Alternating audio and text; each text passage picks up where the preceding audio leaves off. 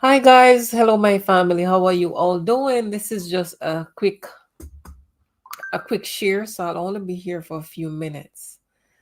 Now, if you have young children in school, it is very important that you communicate with them. Welcome to my channel Abuse Insights, where I create contents on abuse topics to include but not limited to childhood or domestic abuse. We should be able to tell when our kids are lying, when they're not lying, when they're unwell, when they're well, when you should know about your kids. But you see, the problem is with a lot of us parents, a lot of us treats our children very bad. And because we beat and we shout at them all the time, many of those children are experiencing abuse at school and you don't know. It is very important for parents to engage in conversation with their children and allow them to trust you guys. Allow them to be able to come and say, Mom, this is happening to me. And this had happened at school, or ask for your advice, or complain to you about it. Yeah?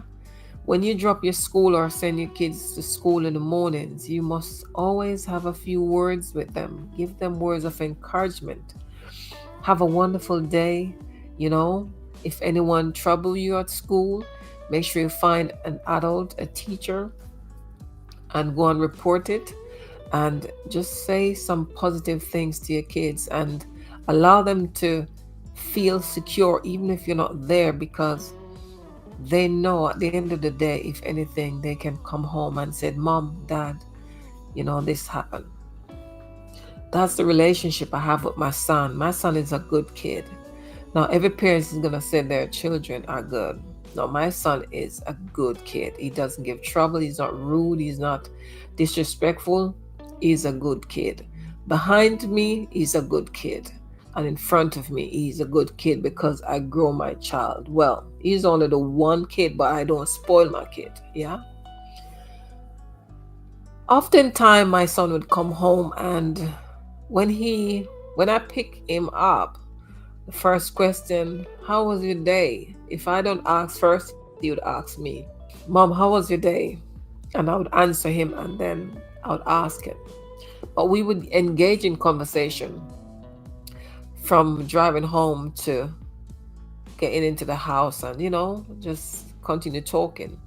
And I would say to him, what happened at school today? Everything was okay? Did anyone try to hurt you? Did anyone bully you?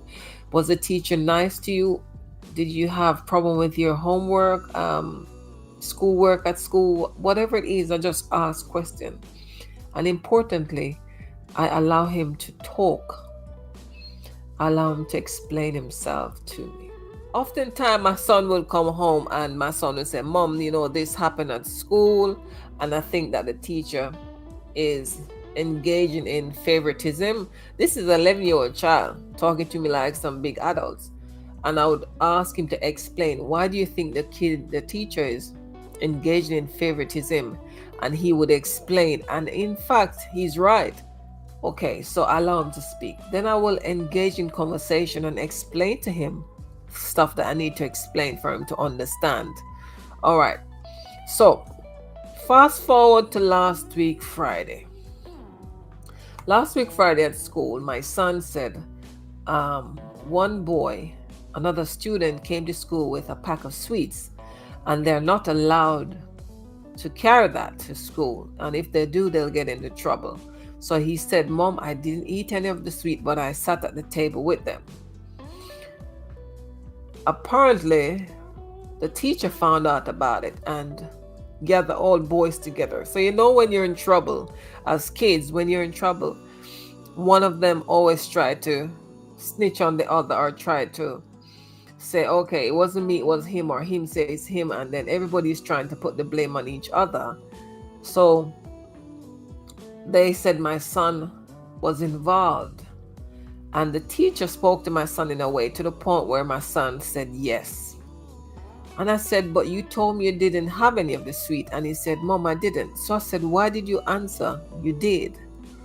And he said, Mom, if I say yes or no, it doesn't make any difference because she's going to give me a reflection anyway. And I sat my son down and I spoke to him. Son, it doesn't work like that. If you're innocent, stick to your innocence. If they're going to give you a reflection, take it, it's okay. But don't succumb to peer pressure and admit to something that you know you didn't do, because that will follow you around in life. And God knows, I hope it doesn't turn out, to be certain things. But stop it right now. Don't. So I went to the head teacher and I explained to her what had happened. And because of that, he did get the reflection because he admitted to something he didn't do. All right, that is that. So the reflection for the punishment for that came in on Monday, which was yesterday. So I'm just after 10 here in the UK. So yesterday at school, the reflection came at 1 o'clock. My son went to have lunch with the other boys because all the other students had had lunch already. My son got pasta for lunch, and the pasta was cold. Not long after eating the pasta, my son started to feel tummy ache because my son doesn't eat cold food at home. I feed my son like I feed a man because I want when he grows up, he appreciates and know how he should be treated. So I treat my son like I would serve my partner. I dish his food properly and so on and so forth. So he doesn't eat cold food, but he was forced to eat the food. Okay. So he ate the food and he started complaining. Now what happened, which is why I put on my thumbnail abusing school, is this. My son was hurting in class, tummy ache, and reached to the teacher to get her attention, and he told her his tummy was aching. And the teacher blanked my son, like didn't do nothing at all. And he sat there for 3 hours in the class with a tummy ache. Now, I don't know who has ever had tummy ache, but I know what tummy ache feels like. And for my son to sit there bearing that pain for 3 hours, that was too much. When I picked my son up from school, and when he came in the van, he said, Mom, my stomach hurts. And I said to him, so why didn't you tell your teacher for them to call me? He said, Mom, I told the teacher. It wasn't his original teacher, but it was his friend teacher he described her as. And I told her, but she did nothing. It's as if I didn't say anything. And I said, but that's not right. But anyway, I took my son home. And by the time I got to the car park, it's like 5 minutes from my house, the school is. By the time I got to my house, it's very sad, best. By the time I got to my house, not into the house, in the car park, my son was on the floor. He came out the van and he was on the floor while I parked, reversed the van into position. He was lying on the floor in pain. I helped him up and we came into the house and he was on the floor again. I helped him off the floor into the chair. I got him cleaned up and he went to bed to lie down. But he was aching. So I got paracetamol and I went to the chemist to find out what else I can give him. But because of his age, they said that it has to be paracetamol only. And then I just keep watching him. And if situation changes, then I contact A&E or something like that. So I got my son settled a bit, and because of how much he was in pain, I too went to bed and I wasn't ready, but I went to, comfort him and I fell asleep as well. 3 a.m. I heard my son crying. I woke up and he was crying for his stomach. The child got food poison at school when he told that teacher he was in pain. I had to call A&E health service number here in London, and I called the number and I explained what was happening, and they said to me, take your son to accident and emergency to check to make sure that it's nothing other than food poisoning. I had to pull my son out of bed and drug him to A&E. And of course, it's food poisoning. And I cannot understand how a teacher, you know, can be told and does nothing about it. So imagine a lot of you kids are going through things at school and they can't tell you. And those children are struggling because they cannot learn. If they are not,